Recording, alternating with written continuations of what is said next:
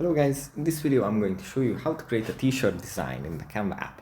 But before that, don't forget to subscribe and leave a comment down below, because at 10,000 subscribers I'm going to show you my whole YouTube revenue statistics and growth strategy. So without further ado, let's just jump right into it.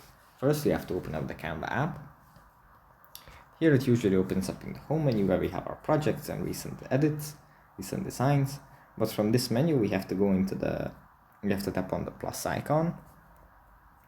And here we have a list from which we can select formats in which we can create. Here in the bottom of the list we find t-shirt. If we tap on this, then the app is going to create a format in which we can create a t-shirt design. We are going to be presented with some templates and styles that we can select from and use in our project. But yeah, that's pretty much it for this video. Hope it was helpful for you guys, and I'll see you in the next one.